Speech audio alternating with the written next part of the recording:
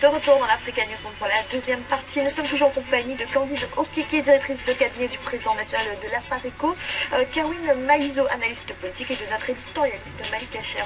Puis le dossier du jour.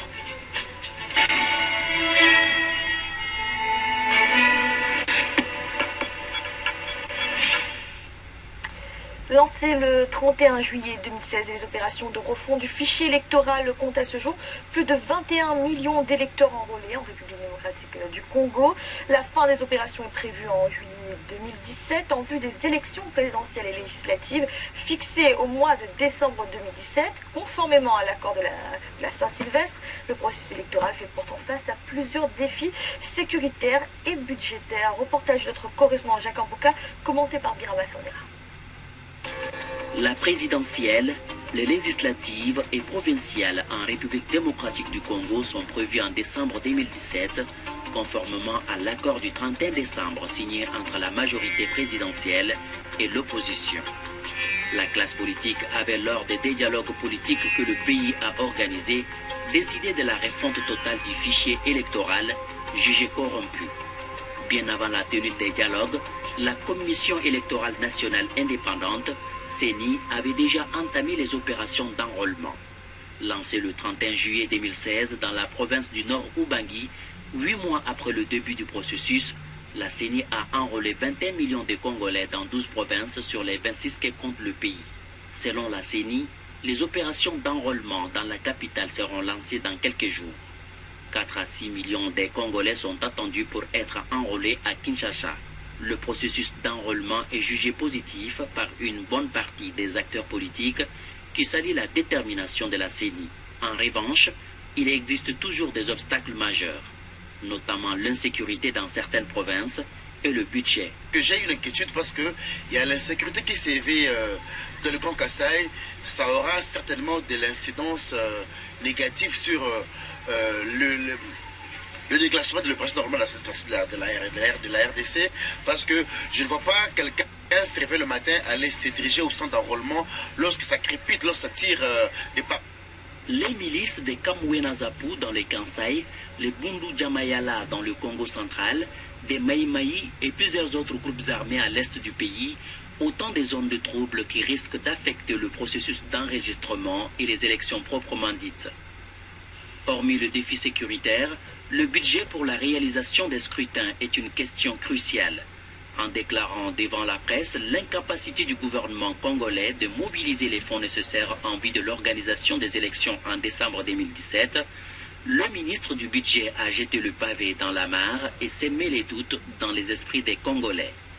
Devant cette situation, certains estiment que tenir les élections en décembre 2017 est une utopie. Moi, je crois plutôt à la technicité de la tenue des élections en 2018 et je suis non partant pour ces élections en 2017, tout simplement parce que vous avez tous les caractères juridiques qui doivent accompagner la CENI qui n'est pas encore prêt. Vous avez également un calendrier électoral qui n'est pas encore publié. Le processus électoral était au centre des 2 derniers dialogues politiques organisés en République démocratique du Congo. Le premier ayant conclu à l'organisation des élections en avril 2018, alors que le second, celui de l'accord du 31 décembre, les avait fixés en décembre 2017. Vu les remontées sur le terrain, d'aucuns pensent que les prévisions de décembre 2017, telles que prévoit l'accord de la Saint-Sylvestre, est faisable. Je note qu'il y a une évolution aussi positive, dans ce sens que les responsables de la CENI nous rassurent que les enrôlements avancent, ils nous rassurent qu'en juillet, tout sera complet, ils auront les fichiers électoraux. Ce n'est pas moi qui déclare, c'est le président de la CENI. C'est très bien. Et c'est positif aussi, dans ce sens le gouvernement a voulu nous amener dans des mensonges tout à fait grossiers en disant il faut 1,8 milliard.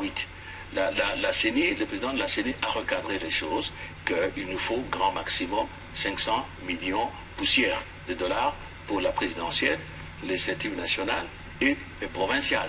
Cet argent, il est là, dans ce sens qu'on a déjà entamé une partie, parce que la CENI fonctionne. Les restes, c'est possible de trouver ça, et nous avons démontré que c'était possible. 16 mois et 1 jour, telle était la prévision faite par la CENI pour enrôler les électeurs sur toute l'étendue du pays. La Commission électorale nationale indépendante, malgré les difficultés de tout genre, estime être prête à présenter le nouveau fichier électoral dans le délai. Nous avions, avec le gouvernement, dès janvier 2016, adopté un plan de décaissement. Et pour l'année 2016, ce plan a été exécuté et il continue, son exécution se poursuit aujourd'hui. Avec ces fonds, c'est ce qui nous a permis d'avoir les résultats dont nous parlons aujourd'hui. C'est pour vous dire que nous sommes dans notre planification de tous les temps. Nous avions à l'époque parlé de 16 mois et 1 jour. Nous sommes dans ces plans. Juillet 2017, nous allons présenter au peuple congolais le fichier électoral sans lequel nous n'aurons jamais ce que nous cherchions, c'est-à-dire les élections crédibles, transparentes, justes et apaisées. La refonte totale du fichier électoral en République démocratique du Congo a aussi intégré les Congolais de l'étranger et qui sont restés en marge du processus lors des 2 dernières élections organisées au pays. Il faudra cependant attendre la fin d'enrôlement dans le pays pour lancer les opérations à l'étranger. Il y a eu les 2 élections passées, les Congolais qui sont à l'extérieur, qui sont à peu près 12 millions, hein, je rappelle le chiffre, 12 à 13 millions, n'ont pas pris part aux élections, effectivement. Et aujourd'hui, ils seront, bien entendu, enrôlés. Ils seront enrôlés. Dès que les enrôlements atteindront la 4e phase, automatiquement, les déploiements vers l'extérieur vont se faire. Ça sera systématique. Ils seront enrôlés et ils iront voter dans nos ambassades respectives. Que ce soit à Paris, que ce soit à Kampala, que ce soit à Dakar, Washington, et j'en passe, les meilleurs. Les opérations d'enregistrement des électeurs qui évoluent normalement vont coûter 400 821 568 $, alors que la première phase des scrutins, soit la présidentielle, les législatives et provinciales exigent une somme d'environ 800 millions de $. Le coût global de tous les scrutins que le pays est appelé à organiser s'élève à 1332 milliards de $. Un budget en baisse par rapport à celui qui avançait une enveloppe d'1,8 milliard. Cependant, au-delà des défis sécuritaires et budgétaires, organiser les élections est aussi une question de volonté politique des acteurs en présence.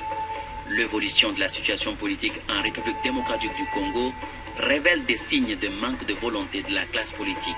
Avec la fin des travaux des arrangements particuliers soldés par un constat d'échec, beaucoup se posent des questions sur la chance pour le pays d'organiser les élections attendues. Candidat Okeke, cette refonte du fichier électoral, selon vous, elle sera achevée à temps? Certainement pas. Il n'y a aucune volonté d'organiser réellement les élections chez nous. Quand vous parlez du fichier électoral, vous parlez de... ça rejoint un des préalables qui était déjà fixé depuis Sun City, qui était le recensement. Savoir qui est d'abord congolais, qui peut voter. Et donc si on regarde, ça fait tellement d'années, ils n'ont pas fait. Donc voilà, celui qui se fait appeler Kabila il était censé avoir entamé son mandat, il savait bien qu'il devait organiser des élections, ils auraient pu s'organiser. Donc le fond du problème n'est pas là et c'est pour ça que ça ne marchera pas. Puisqu'en fait, les personnes qui sont censées organiser les élections, il y a un problème de budget. Comme ça a été évoqué là, mais ce problème de budget découle du fait qu'il n'y a pas de volonté d'organiser les élections. Celui qui se fait appeler Kabila, il a l'intention de rester au pouvoir, tout le montre. Il n'a jamais dit qu'il allait quitter le pouvoir, etc. Il est en train, pendant que d'autres pensaient aux élections, lui, il n'a pensé qu'à renforcer l'appareil sécuritaire. La politique prévoit bien des élections pour décembre 2017. Oui, mais la Constitution, leur thèse de Constitution prévoyait aussi beaucoup de choses. Ils ne respectent rien.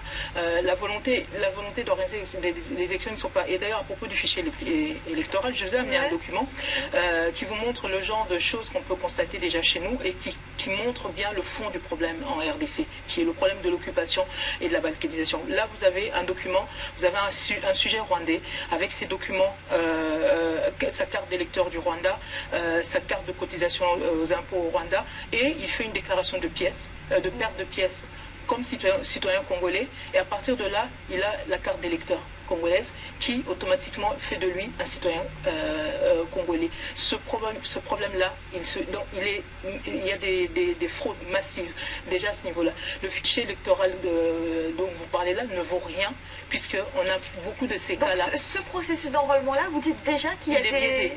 Il est déjà biaisé et ce qu'on peut constater par rapport à ceux qui accompagnent le processus, on parle des pays qui accompagnent le processus. Vous prenez, si on prend pour vous dire la volonté, comment il n'y est pas depuis très longtemps.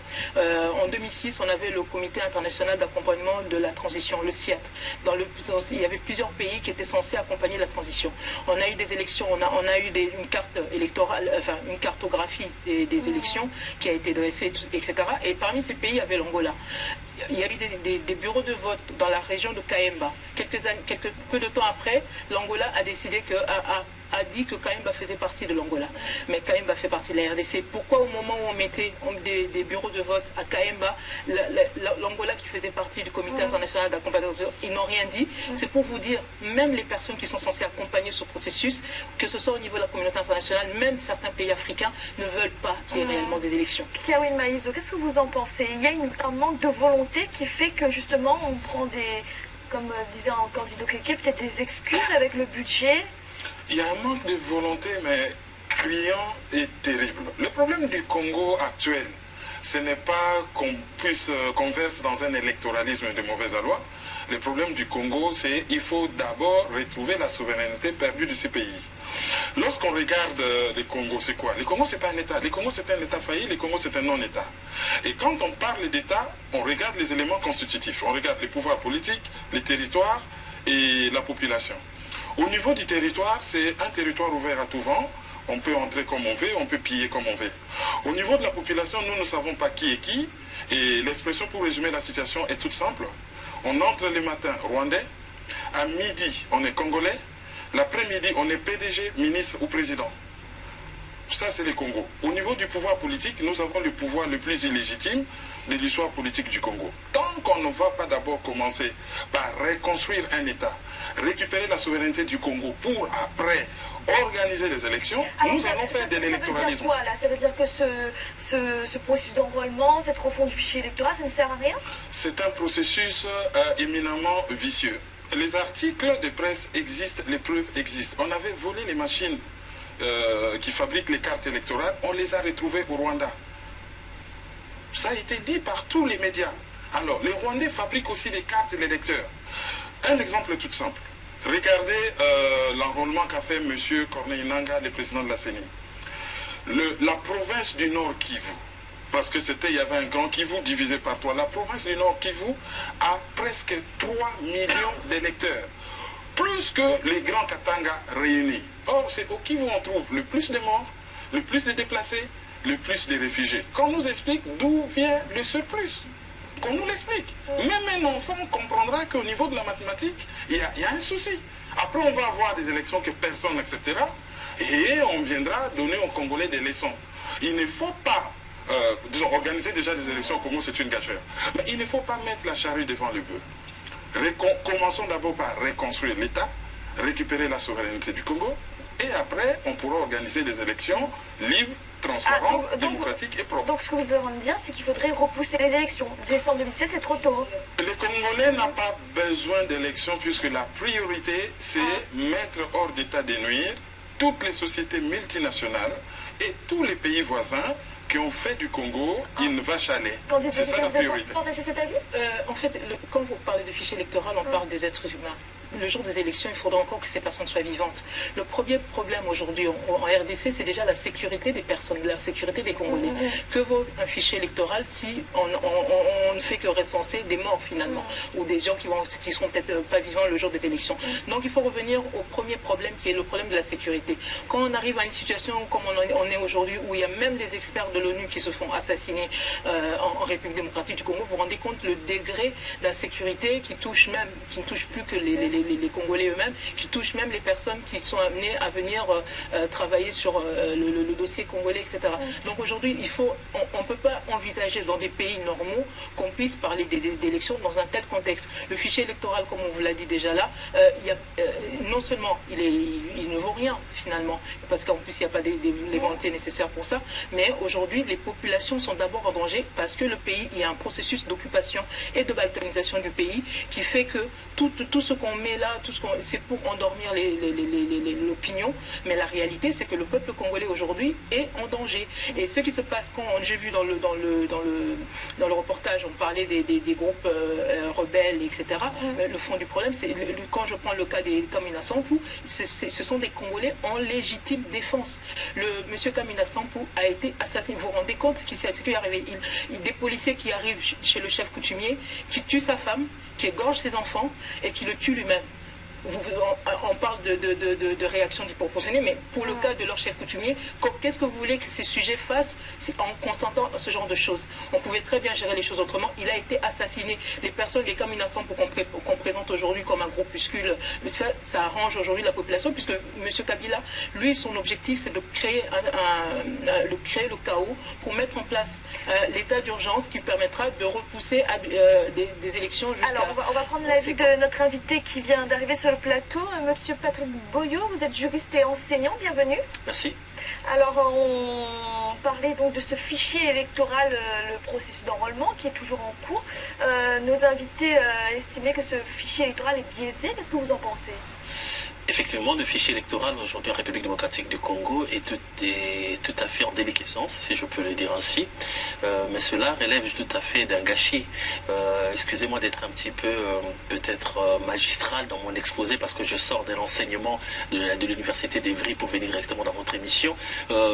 On a été dans un système qui a été établi en 2006, un processus électoral, l'un des plus performants qu'on ait vu en Afrique en 2006, avec un matériel électoral d'un des plus performants. Ce matériel a même été prêté à la République du Togo pour organiser l'élection, notamment de M. Faure Gnassingbé, première élection et seconde élection. Aujourd'hui, on se retrouve dans un système où on nous dit qu'il faut refaire le fichier électoral. Il faut se demander déjà où est passé le premier fichier électoral. Qu'est-ce qu'il est devenu? On nous dit qu'il est obsolète. En quoi est-ce qu'il est obsolète? Il y a un problème au Congo, c'est que les gens aiment bien faire des discours creux, des slogans. Et moi, excusez-moi, je suis dans un milieu universitaire où les discours creux est tout à fait banni et inadmissible. Le fichier électoral, aujourd'hui, qu'on est en train de refaire en République démocratique du Congo, sans recensement, sans savoir quelles sont les populations qui sont établies au Congo par rapport à leur déplacement, par rapport à leur vie permanente, à leur cadre de vie, quels sont les bassins de vie dans un pays, c'est tout à fait... C'est pour ça que je parle d'un fichier électoral en déliquescence. Alors, qu'est-ce qu'il faudrait faire alors, si ce processus d'enrôlement-là ne fonctionne pas en l'état? Le processus d'enrôlement aura du mal à fonctionner parce que, à la fin, comme l'ont dit les interlocuteurs avant que j'arrive sur le plateau, on va se retrouver avec le même problème qu'on a connu en 2011. Les élections risqueraient d'être contestées, les résultats en tout cas risqueraient d'être contestés, et vraisemblablement. Ce qu'il faut faire, c'est partir sur la base d'études concrètes. Les élections en République démocratique du Congo ne doivent pas être une panacée. En voulant faire des élections comme étant une panacée, on en arrive à la situation dans laquelle on se retrouve aujourd'hui, avec M. Kabila et toute son organisation qui ne veulent pas lâcher le pouvoir. Or, si on prend ce processus de façon convenable, en faisant des études tout à fait réelles sur les cadres de vie, sur les populations déplacées, quelles sont les personnes qui habitent réellement dans des endroits qui sont présentés comme étant les leurs. On a eu à un moment donné un fichier électoral qui nous a présenté un village sur la carte électorale et qui n'existe pas. Ça, c'est un scandale. Alors, tout cela ne correspond pas. En fait, il manque simplement du sérieux chez les Congolais dans leur travail. Merci. Merci. Et tout de suite, un rappel des titres qui ont été développés en début de cette émission.